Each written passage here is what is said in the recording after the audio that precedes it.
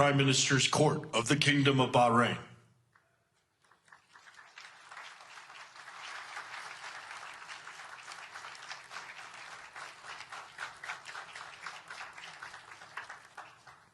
The Minister of Foreign Affairs of the Kingdom of Morocco.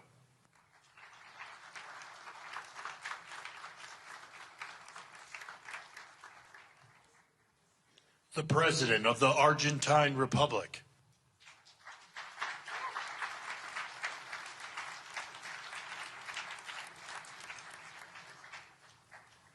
The Prime Minister of Armenia.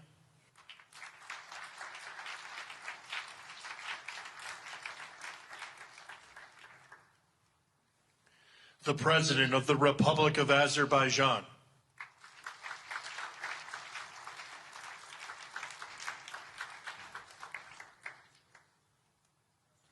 The Prime Minister of the Republic of Bulgaria.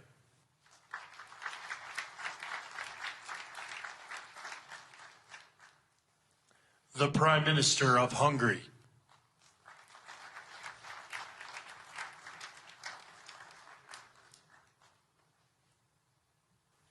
The President of the Republic of Indonesia.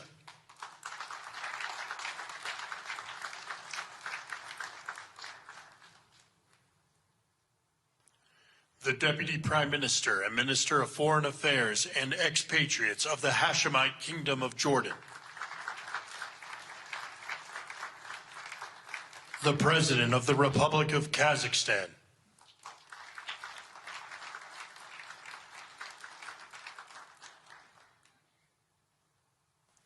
The President of the Republic of Kosovo.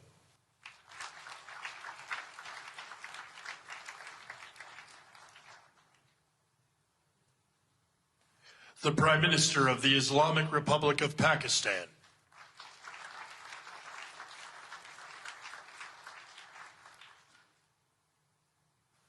The President of the Republic of Paraguay.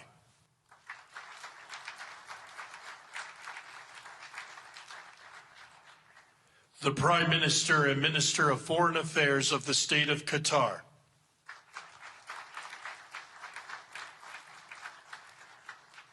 The Minister of Foreign Affairs of the Kingdom of Saudi Arabia.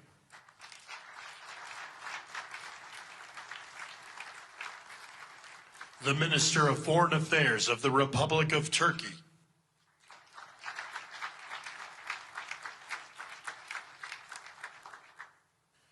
The Special Envoy to the United States for the United Arab Emirates.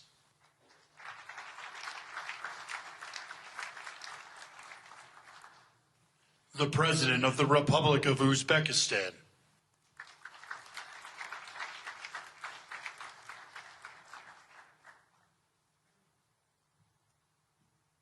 The Prime Minister of Mongolia.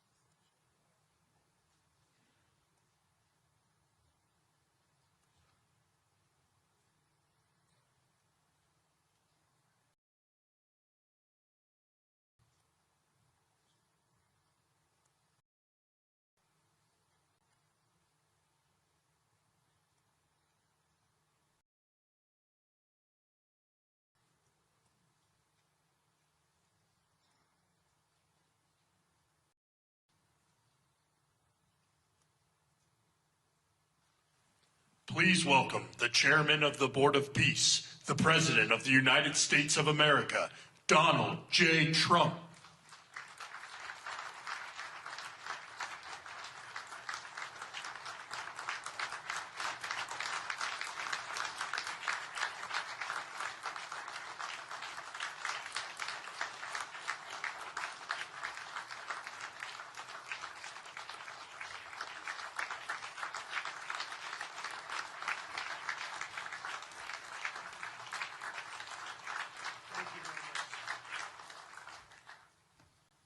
Well, this is a very exciting day, long in the making, and many countries have just received their notice, and everybody wants to be a part of it, and we'll work with many others, including the United Nations. But I want to thank you all for being here. Yesterday we had an incredibly successful visit with many of the world's top business leaders, the best, the biggest, most successful, and foreign heads of state. And now we have one of the most important meetings of all, the official formation of what is known as the Board of Peace. I want to thank the Secretary of State, Marco Rubio, Special Envoy Steve Witkoff, and Jared Kushner, and their extraordinary work. I mean, they've done an amazing job. We have peace in the Middle East. Nobody thought that was possible. We've settled 8 wars, and I believe another one's coming pretty soon. You know what that is? The one that I thought was going to be an easy one has turned out to be probably the most difficult. Last month, 29,000 people died, mostly soldiers, in Ukraine, Russia. Think of that, 29,000, 27,000 in the month before, 26,000 in the month before that. It's terrible. But we have meetings and we think we're making a lot of progress. Thanks as well to Secretary Scott Bessent, Howard Lutnick, and Chris Wright, U.S. Trade Representative, Jamieson Greer. They're all doing such an incredible job. Ambassador Callista Gingrich, who is here, doing a fantastic, really fantastic work. Thank you, Callista. And many other members of my administration who are so committed to peace, and they're also committed to great success. Very importantly, let me recognize the very first group of distinguished members of the Board of Peace. They will be introduced by name in just a moment. Caroline will be doing that introduction. And to each and every one of you, we are truly honored by your presence today. Leaders of countries, in most cases, very popular leaders. Some cases, not so popular, but that's the way it goes in life. Thanks as well to President Karol Nawrocki of Poland, who's a fantastic man. He just won a very big election. I'm very proud of him.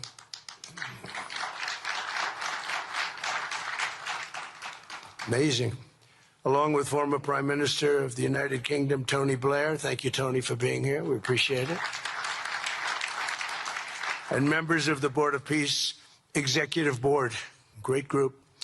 This week marks the 1-year anniversary of my second inauguration as president. No administration in history has achieved such a sweeping turnaround in 12 months' time at home and abroad. We have a tremendous mandate. We won the popular vote by millions. We won every swing state to 7. They were saying, can you win all 7? Is it possible? Because it's not done. And we won all 7. We have a great mandate back at home. As I said yesterday, the U.S. economy is booming with virtually no inflation. It was 1.2% for the last 3 months. And we inherited the worst inflation in the history of our country. And we have economic growth now of 5.4%, looks like. And I think that number can double and triple if we do the right things and if we change thinking so that if you announce good numbers, the markets go up, instead of if you announce good numbers, the market goes down because everybody tries to kill it by lowering or raising interest rates depending on the situation. When America booms, the entire world booms. And we have secured commitments for over $18 trillion in new investment coming into our country, which is a record by many times over, not just by a little bit, by many times. There's no country ever in history that's gotten anywhere near that number. Slashed our trade deficit by 77%. This is in 1 year. Yesterday was 1 year. And signed historic trade deals with nations from all over the globe. Today, the world is richer, safer, and much more peaceful than it was just 1 year ago. We put out all those fires. A lot of people didn't know, including me, that some of those wars were going on. And some of them were going on for, in one case, 32 years, in another case, 35 years, and another one, 37 years. We were very happy to stop the war that had started with India and Pakistan, two nuclear nations. And I was very honored when the Prime Minister of Pakistan said President Trump saved 10 and maybe 20 million lives by getting that stopped just before bad things were going to happen. As president, I ended those 8 wars in 9 months, including Cambodia and Thailand. And by the way, many of the leaders are here. Kosovo and Serbia, the Democratic Republic of the Congo and Rwanda, Pakistan and India, Israel and Iran, Egypt and Ethiopia. We're working on that right now. I met yesterday with a very good general and a very good leader of Egypt. We're working on a dam that was built which precludes the Nile River from getting water. It's a little tough situation, but we'll get that settled. I really had it just about settled in my first term, and then we had a rigged election. Took me out of commission for a little while, but here I am back. We'll get it settled. But it's a pretty tough situation. A dam was built, and the water doesn't come down to the Nile. When I think of Egypt, I think of the Nile, but I think of the Nile with water in it. Armenia and Azerbaijan, who, I mean, a lot of these leaders have become my friends. They've become my friends. They're here. And, of course, the war in Gaza, which is really coming to an end. We have little fires that we'll put out, but they're little. They were giant, massive fires, and now they're down to little fires, so we can put them out very easily. We have 59 countries that are involved in peace in the Middle East. Many of them not in the Middle East. They're near the Middle East, but they're not in the Middle East. And many have said that if Hamas doesn't do what they promised they would do, and I think they probably will, but they were born with rifles in their hands. They were literally born. The first day they had a rifle put into their hands, but they have to give up their weapons. And if they don't do that, it's going to be the end of them. But many countries have told me we want to go in and do it, and they really aren't countries that you traditionally think of as being involved in that. But that's a fire. Hezbollah in Lebanon, we have to do something about that. But these are, I call them remnants. They're small remnants compared to what it was before. It was massive, large, powerful countries fighting each other. In another great victory for the ultimate goal of peace, in June, we obliterated Iran's nuclear enrichment capacity with Operation, we call it Operation Midnight Hammer. It was midnight, it was dark, no moon, and every single one of those bombs from the B-2 bombers hit the air shafts and went deep into the earth and totally obliterated everything that they were doing. They were 2 months away from having a nuclear weapon. Can't let that happen. And Iran does want to talk, and we'll talk. We've also hit ISIS in Syria, and very strongly, as you know. In my first administration, I took out al-Baghdadi, the founder of ISIS, and he was trying to start it up again because due to the tremendous talent of General Raisin Kane, as I call him, he wiped out ISIS in a period of 3 weeks in my first term. You know, we had a great first term, but the second term is, I think, blowing it away, actually. But we took out ISIS, and we had, it was gone, but during the Biden administration, it formed again a little bit. We hit it very hard in Syria. And Syria, by the way, I spoke with the president, is making a lot of progress, tremendous progress, actually. We're very happy about that. We took off all sanctions, which gives them a chance to breathe. And he is working very, very hard, and I think he's going to put it all together. So many things are happening, many good things. Threats to Europe and America, the Middle East, and other places are really calming down. It's a lot different than it was just 1 year ago. Just 1 year ago, the world was actually on fire. A lot of people didn't know it. And in Nigeria, we're annihilating terrorists who are killing Christians. We've hit them very hard. They've killed thousands and thousands of Christians. What's that all about?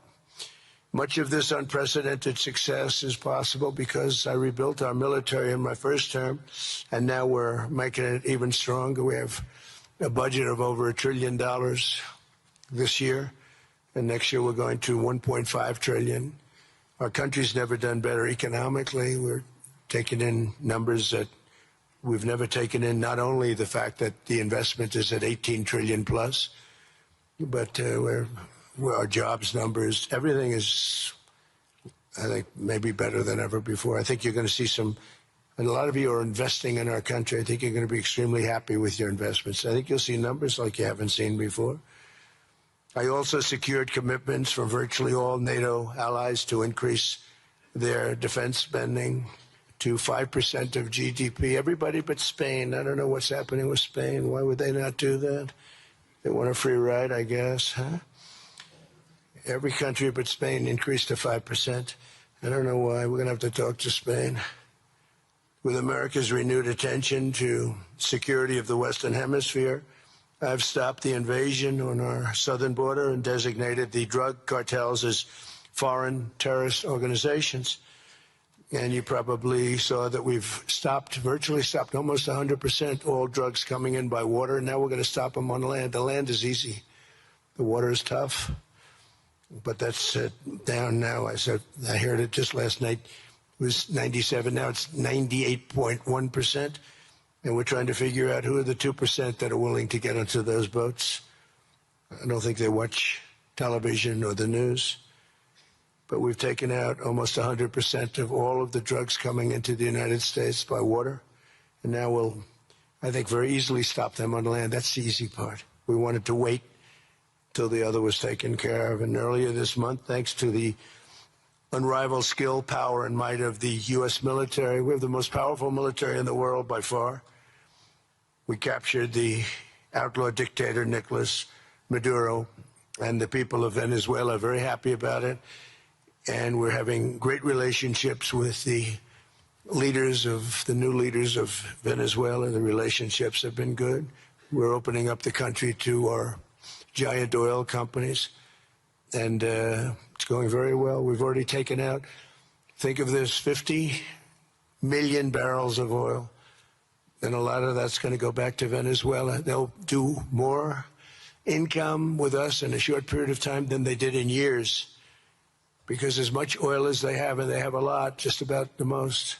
After us, there's a couple of countries that are in that category, but we have the most, actually, and they're second between Venezuela and us. We have 62% of the world's oil, but they have very little production, so they'll have a lot of production. All the oil companies, we had meetings, you probably saw, all the oil companies want to go in. They want to go in immediately. They're already touring the sites.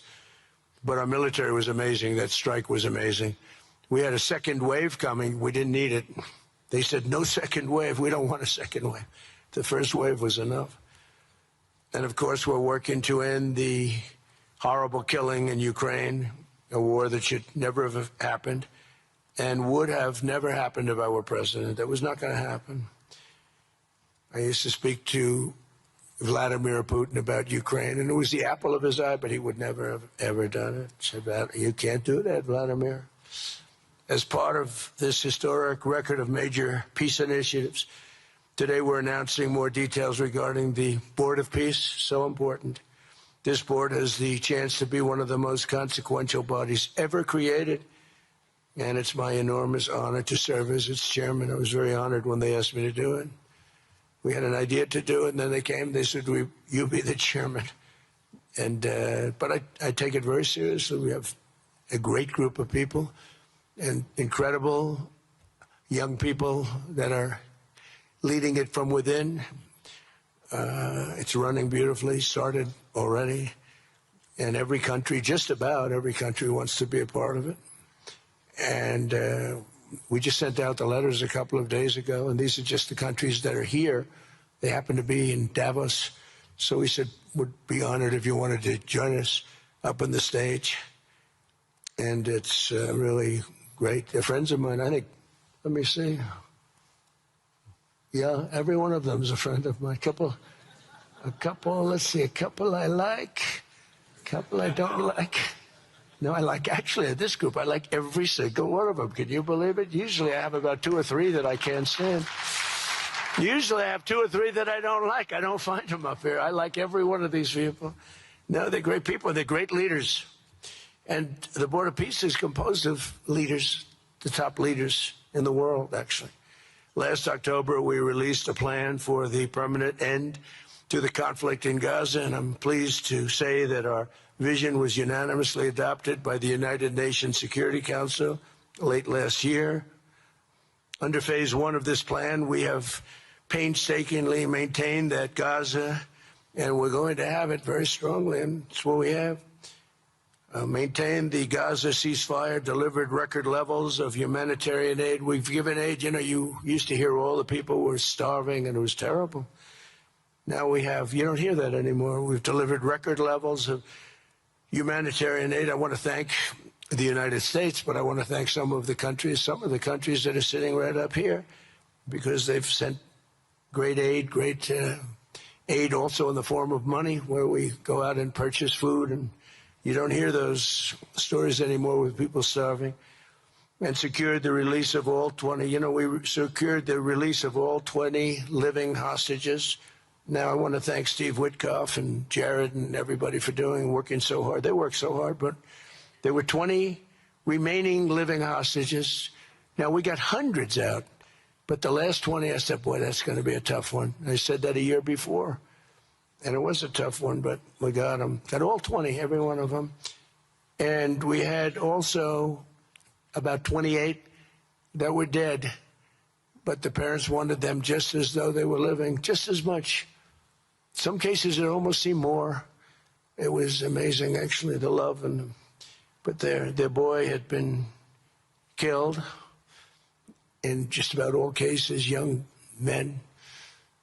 Their boy had been killed, and they wanted the body of the boy, and it looked like it couldn't be done. And with the exception of one, and we're close on the track of that, we've got them all, every single one of them, which is amazing. It's a rough job. That was a rough job. And I've been very clear that Hamas must return that last remaining deceased hostage as well, and that will be the full commitment. And then we get on to other things, and we're committed to ensuring Gaza is demilitarized, properly governed, and beautifully rebuilt. It's going to be a great plan, and that's where the Board of Peace really started. And I think we can spread out to other things as we succeed with Gaza. We're going to be very successful in Gaza.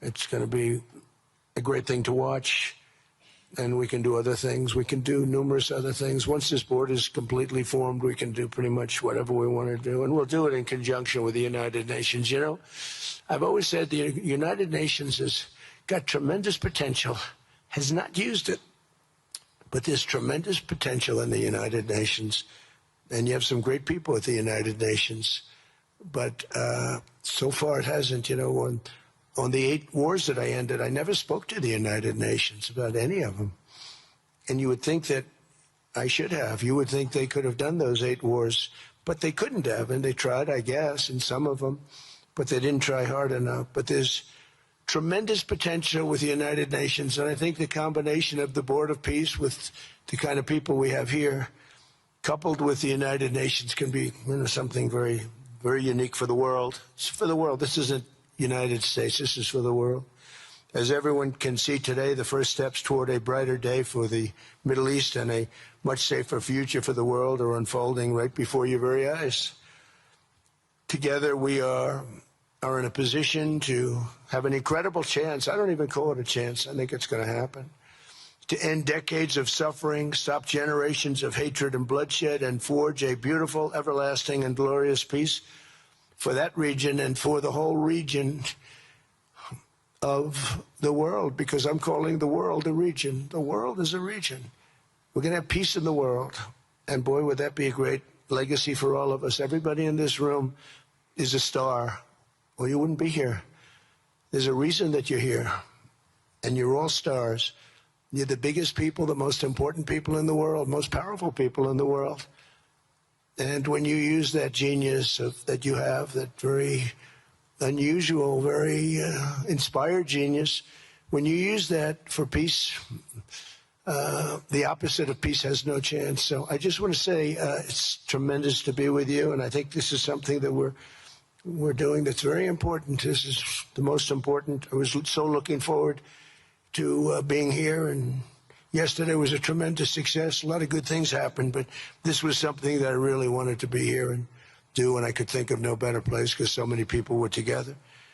And now to bring the Board of Peace into full force, I ask Sheikh Isa of Bahrain and Foreign Minister Barita of Morocco to join me in signing and ratifying the Board of Peace Charter. Thank you very much, everybody. Appreciate it. Thank you. Thank you.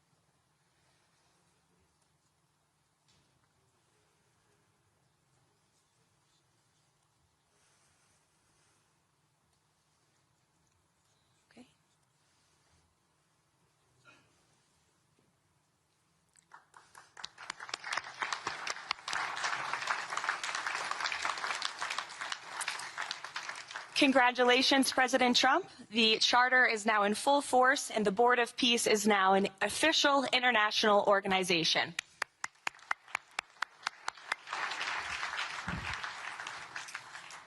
We will now continue the signing ceremonies, beginning with the President of Argentina and the Prime Minister of Armenia.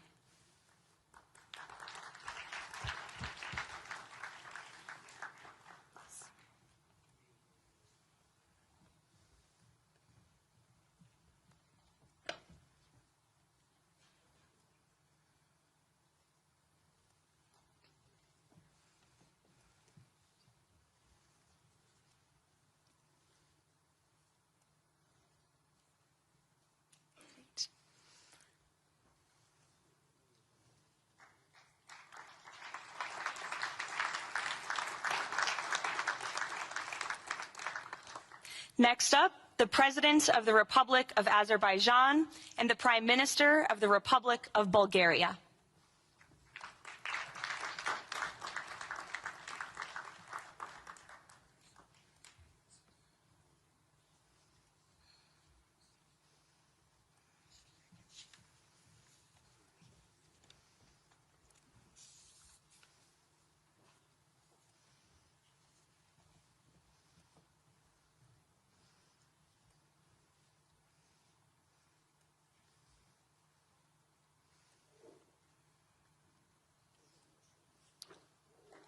Thank you.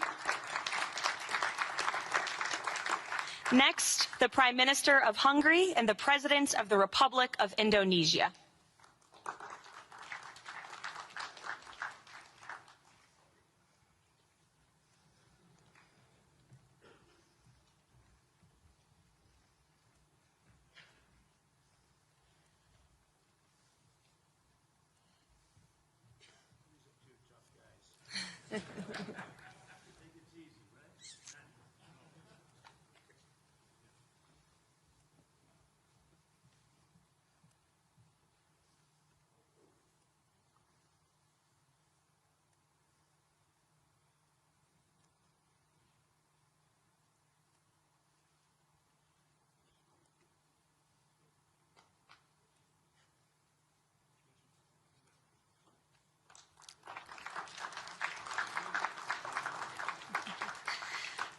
Next, the Deputy Prime Minister of the Kingdom of Jordan and the President of the Republic of Kazakhstan.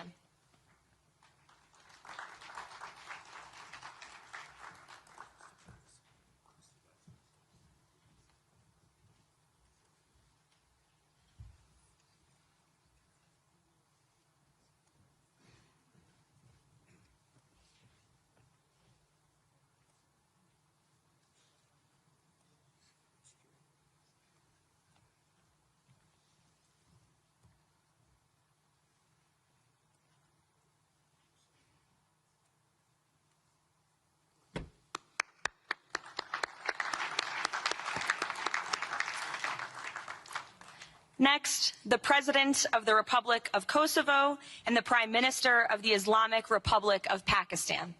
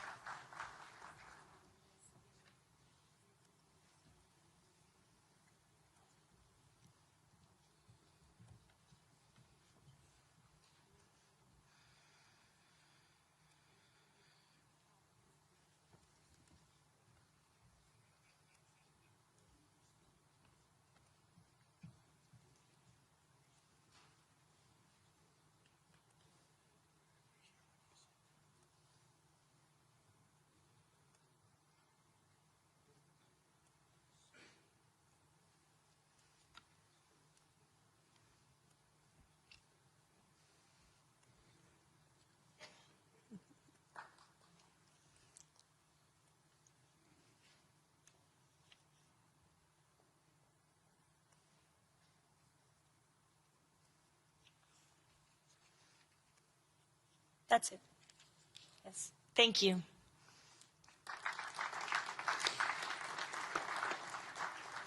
Next, the President of the Republic of Paraguay and the Prime Minister of the State of Qatar.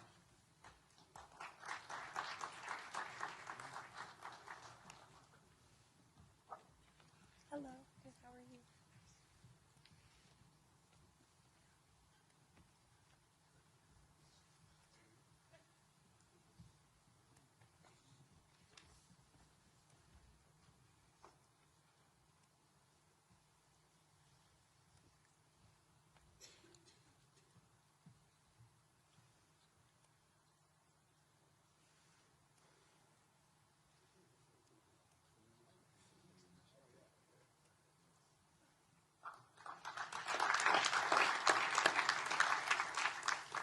Next, the Minister of Foreign Affairs of the Kingdom of Saudi Arabia and the Minister of Foreign Affairs of the Republic of Turkey.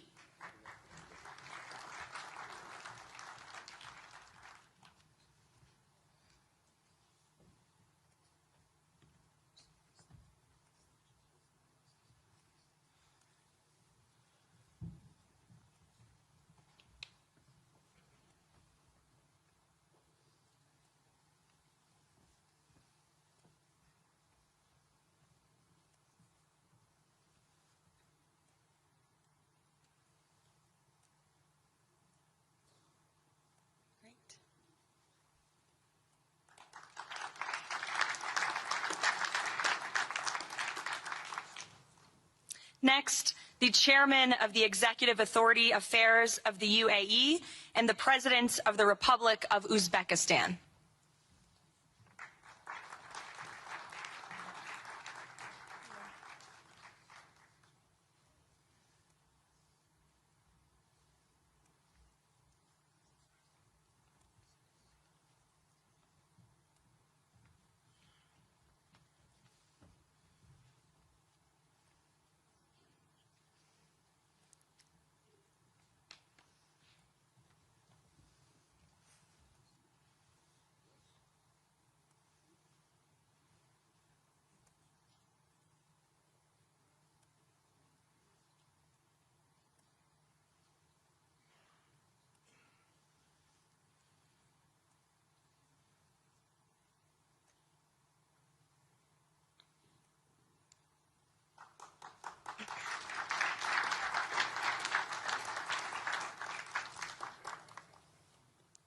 And last but not least, the Prime Minister of Mongolia.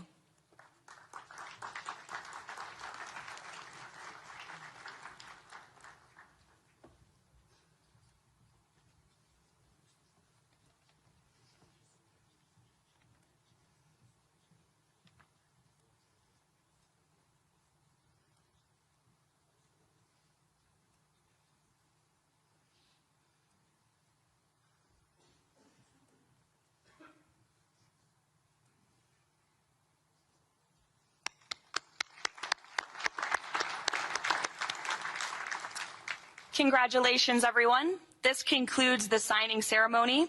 If President Trump and all of the Board of Peace members could please join the President around the table. The President is now going to sign the inaugural resolution that will resolve the Board of Peace's Gaza mandate per the United Nations Security Council Resolution 2803.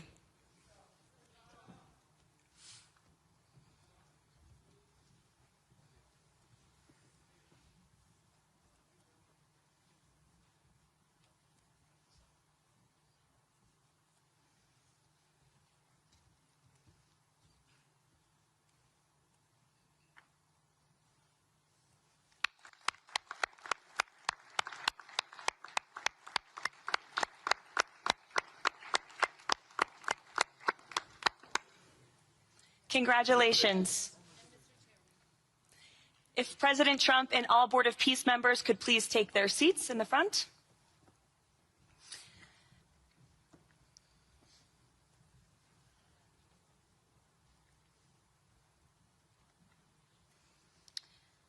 Now it is my honor to introduce the United States Secretary of State Marco Rubio, who will speak about President Trump and his accomplishments. Without further ado, Secretary Rubio.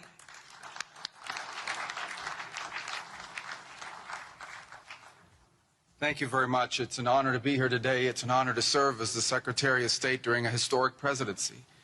And it's a historic presidency because the President of the United States, Donald J. Trump, is someone who is not limited by what others say is possible or what others say is impossible.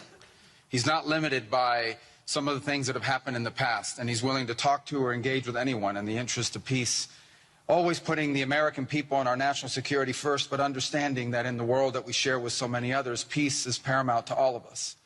We are here today because of President Trump's vision. If we go back just a few months ago, people thought what was happening in Gaza was impossible to solve.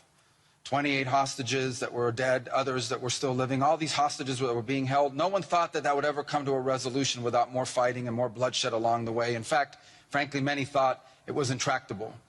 And sadly, many of the institutions that have served us well, in many cases, for the last 70 years, were unable to do anything about it. But President Trump had the vision and the courage to dream the impossible, to believe that it was doable, and to pursue it with all of his heart. And he was in that capacity assisted by an extraordinary team, and I think both Jared and Steve deserve a tremendous amount of credit, Jared Kushner and Steve Woodcock, for all the work they put in. And all of our partners here today. And now we have this Board of Peace, who I believe's possibilities are endless. Obviously with a focus first and foremost on making sure that this peace deal in Gaza becomes enduring. And I know this president has it as his highest priority and will give it everything he has to make sure that this is successful. I also want to acknowledge the extraordinary leaders that are here today. This is not just a Board of Peace, this is a Board of Action. Just like President Trump is a president of action. A lot of times people like to give speeches. I've been to many of these forums, and they're not useless, and they're not, they have utility in many cases. But oftentimes in international affairs, we often find ourselves at events where people are reading these scripted statements, these strongly worded letters that they put out, but no action. Nothing happens. This is a group of leaders that are about action. And the President of the United States is a president of action, of getting things done. And today is the beginning of that, of a new era and a new stage that we think is so important as a model to the rest of the world of what is possible. And clearly the focus is right now on Gaza and making sure that the plan that's about to be presented to you here today, this vision for the future of Gaza, this vision for the future of the region, is not just possible and promising. It is our destiny if we put the time and the effort that it requires, as I know this board will do. But I also think it will serve as an example of what's possible in other parts of the world. Without losing focus on what's before us now, this is what's possible for other places and other conflicts that seem impossible to solve right now. So I want to, on behalf of the United States, on behalf of the team that worked so hard on this, thank every single one of the leaders that are here today and all of the countries that have committed to joining, and many others who are going to join. You know, others either are not in town today or they have to go through some procedure internally in their own country because of constitutional limitations. But others will join. Many want to be a part of this effort because it is going to be a successful effort. And you see it reflected here today among countries of different backgrounds from different parts of the world, majority Christian some, majority Muslim others, who've come together. In fact, former adversaries who have joined here as part of this Board of Peace. And all was possible, and I want to acknowledge this again, because of the vision and the drive of the President of the United States. So thank you all for joining us here today. We appreciate it very much.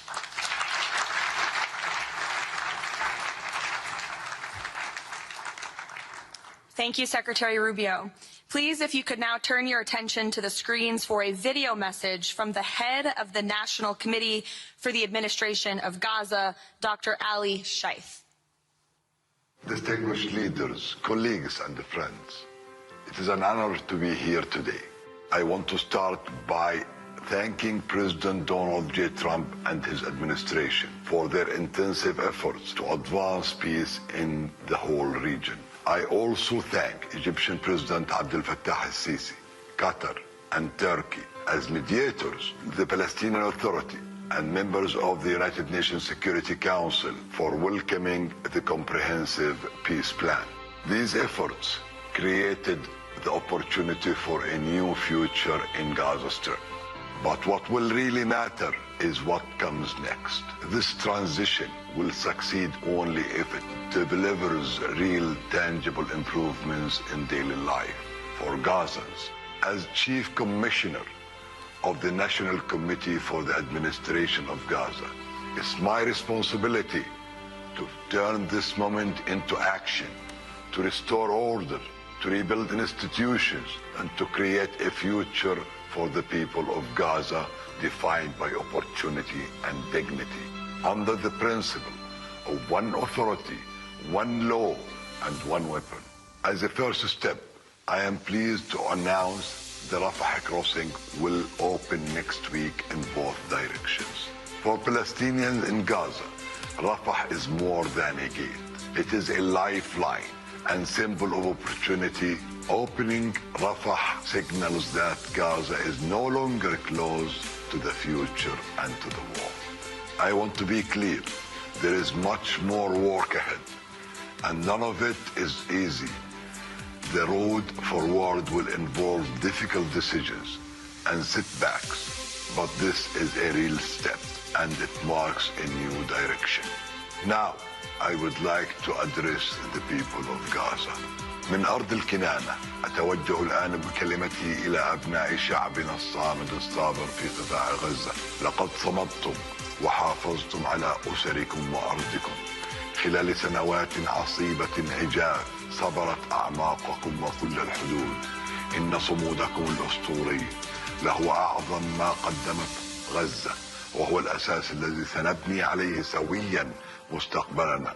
إن هذه اللحظة ليست للنظر إلى الخلف، بل المضي قدما نحو مستقبل زاهر مشرق، مستقبل ينشأ فيه أبناؤنا بلا خوف وقلق، يكافأ العمل وتفتح المدارس وتستعيد الحياة اليومية استقرارها وأمنها. إن المرحلة المقبلة تتطلب تضافر الجهود من قبل الجميع، ولكنكم لن تواجهوها وحدكم. أصواتكم لها وزن، وأعمالكم لها أثرها، والتزامكم بالسلام وإعادة بناء مجتمعاتكم ستحدد ملامح قطاع غزة الجديد.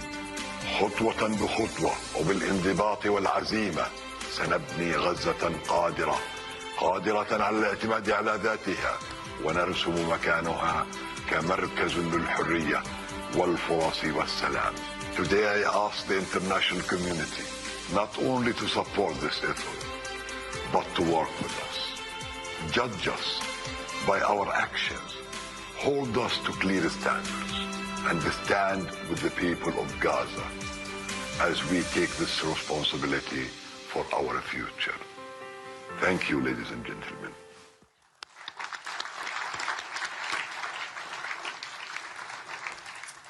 I now would like to welcome to the podium U.S. Special Envoy Steve Witkoff and Jared Kushner.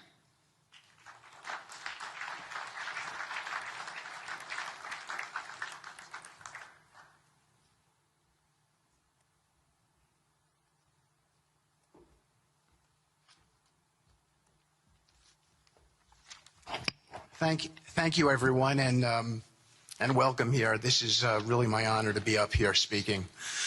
I remember when the president asked Jared, I, and of course our great Secretary of State to work on something that the world thought was impossible and unattainable. But the President, on this peace deal for Gaza, as on all other deals we work on his behalf, said we had to try. And of course we were inspired by that. We have achieved a peace deal in Gaza. We have brought the hostages home, all of the bodies except for one, and we will bring that body home too. And maybe most importantly, we have created a sense of hope for what the future can bring in Gaza and all other places where the board of peace will operate. And I am so honored, Mr. President, to have worked on this on your behalf.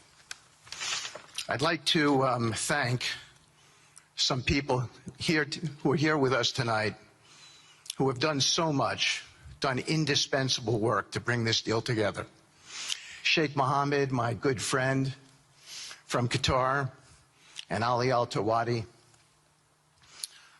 Hakan, Fidan, and Ibrahim, General Hassan, and Foreign Minister Badr Abdulati, and of course, President Sisi, and Prime Minister Netanyahu, former Special Envoy Ron Dermer, and Michael Eisenberg for all that they did.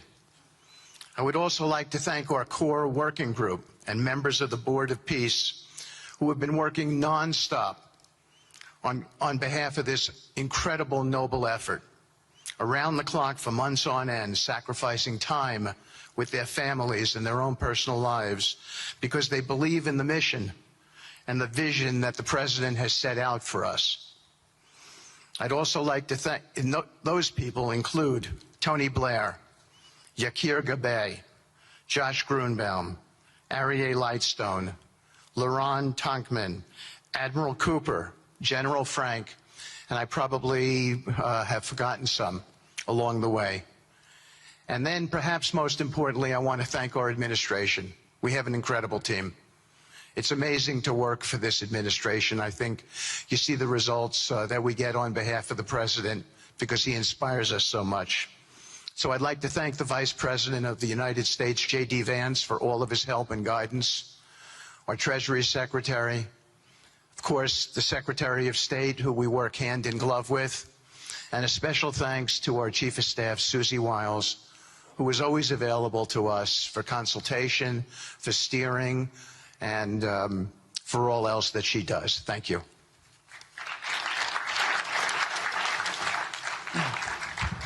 Thank you, Steve. And I have to say, one of the great honors for me of being able to work on this has been working with Steve, who really is as brilliant as he is. His heart is tremendous. It's a lot of fun to be with. And even in some of these, very difficult moments where we didn't think things were happening, working together really was an amazing treat. I'm going to go now today just through a couple quick slides just to show you the progress that's been made in the last couple months. It was just over 100 days ago that we got the final deal done, and everyone was celebrating and joyous about the hostages coming home and the end to this long war that nobody thought was possible. And Steve and I were panicking, saying, what do we do next? How do you implement peace? And as you guys know, peace is a different deal than a business deal because you're changing a mindset. And in Israel, there was 2 years of very intense war.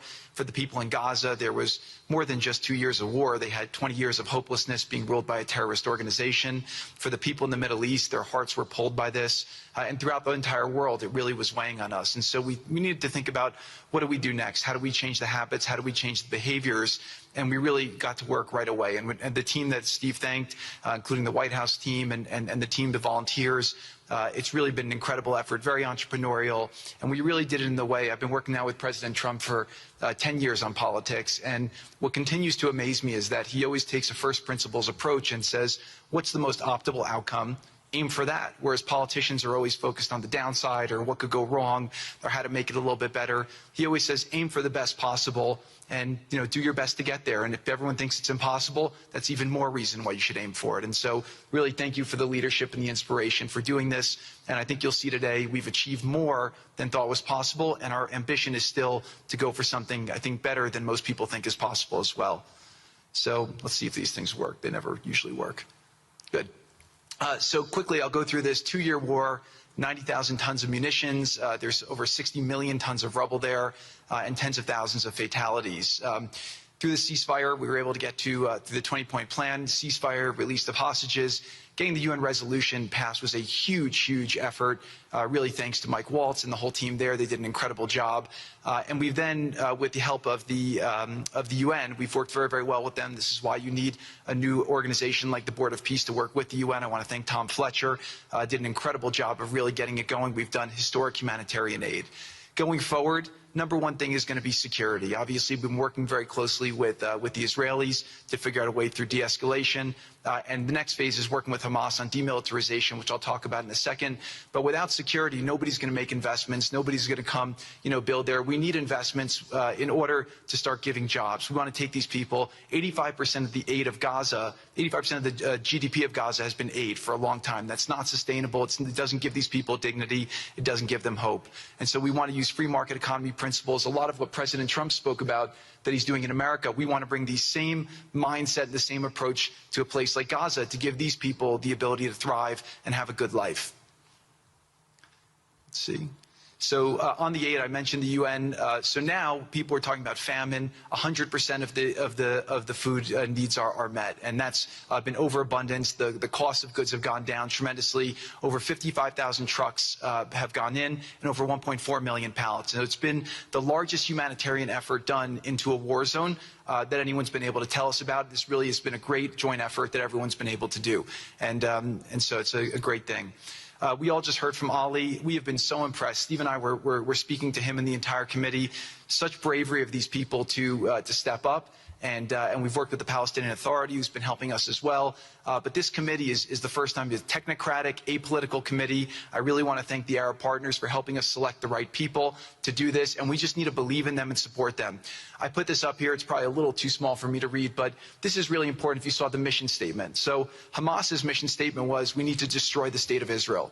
That has not worked well for the people, as we've seen. Their mission statement is, we are committed to establishing security, restoring the essential services that form the bedrock of human dignity, such electricity, water, healthcare, and education, as well as cultivating a society rooted in peace, democracy, and justice, operating with the highest standards of integrity, transparency.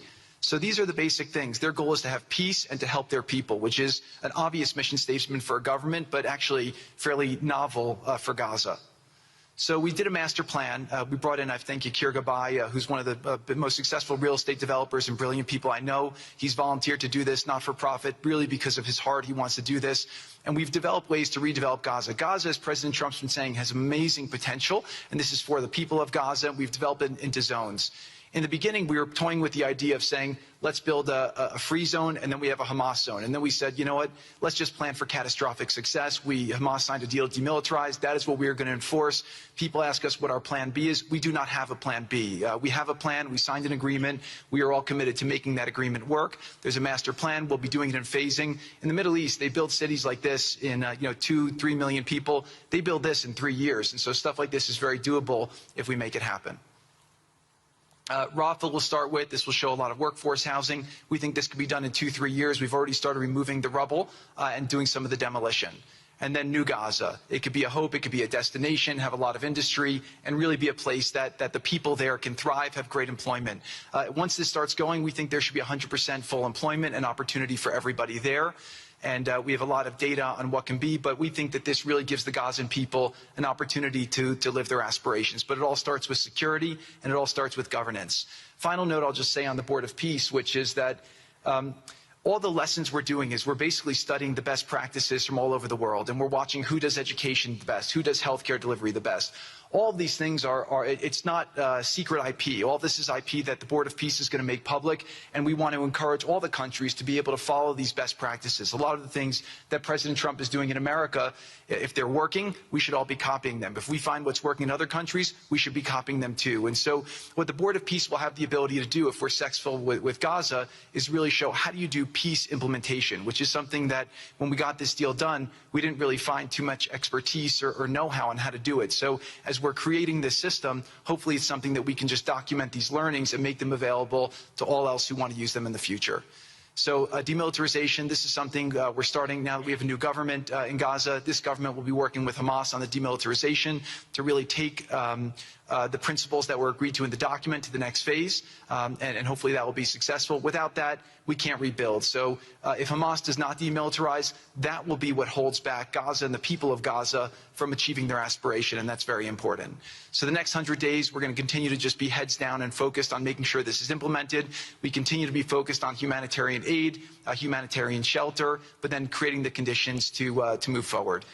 So thank you. Final point I'll just make is this is really only possible because of the work of so many people and President Trump's great leadership.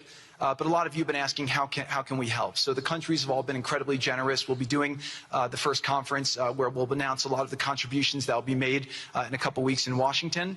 From the private sector, there'll be amazing investment opportunities. I know it's a little risky to be investing in a place like this, but we need you to come, take faith, invest in the people, try to be a part of it. And then finally, I'll just talk to people on the media and on the social media, which is this deal only happened because we worked with Israel, we worked with Turkey, we worked with Qatar, we worked with Saudi, we worked with Egypt. I mean, everyone worked together. We worked with UAE. We all worked together to make this happen. I see a lot of people trying to escalate, criticizing Israel or Israelis criticizing Turkey or Qatar. Just calm down for 30 days. I think that the war's over. Let's do our best to try working together. Our goal here is peace between Israel and the Palestinian people. Everyone wants to live peacefully. Everyone wants to live with dignity. Let's put our efforts towards promoting those who are doing the work to build this up, like Ali and his committee. Let's focus on the positive stories, and let's just calm down, turn a new chapter, and if we believe that peace is possible, then peace really can be possible. So we're going to continue to work every day. We need all of your help to do it. And again, I just really want to thank President Trump for his leadership in doing this. This would not have been possible without your commitment to this.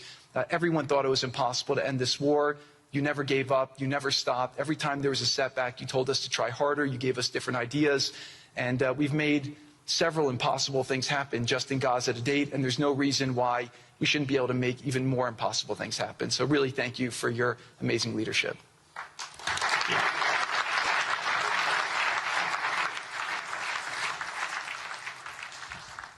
Thank you, Jared and Steve. Now I would like to introduce and welcome to the podium the High Representative for Gaza, Nikolay Mladenov.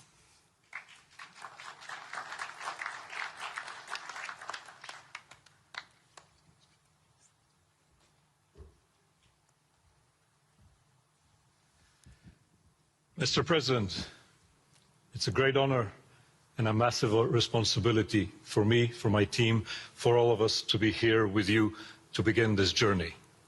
Who would have thought 2 years ago that we will be sitting here with this group of countries, with this leadership, giving the people of Gaza a new chance?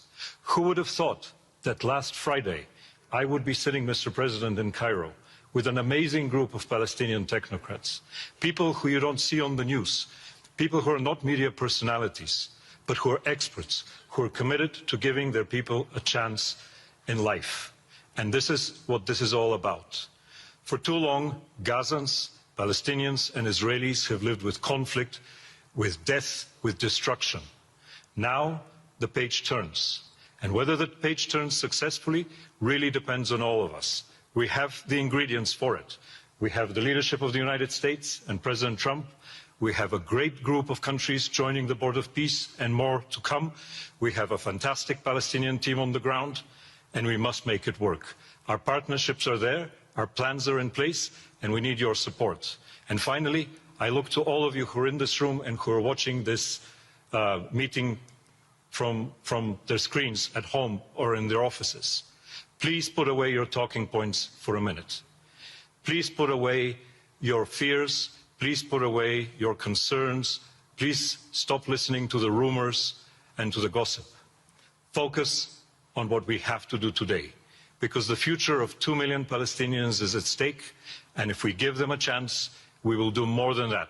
We will create opportunities for 1 billion people who live in the Middle East and beyond, and who are responsible, also who want to see transformation and a chance in life for the future. So please join us on this journey, join the Board of Peace, and join us in supporting this excellent initiative. And thank you again, President Trump and the United States, for taking this decisive leadership forward.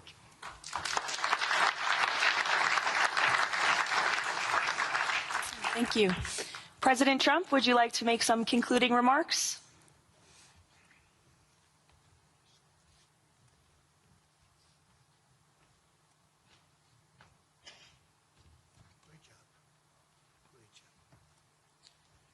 Well, I just want to tell you it's all happening.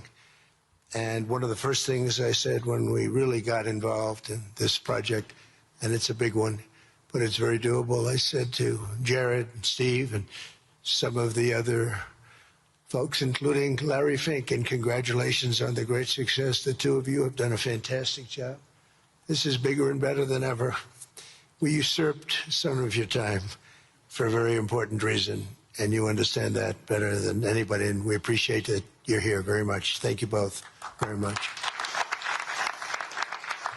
But I said that, you know, this is a great location. It all begins, see, I'm a real estate person at heart, and it's all about location. And I said, look at this location on the sea. Look at this beautiful piece of property, what it could be for so many people. It'll be so great.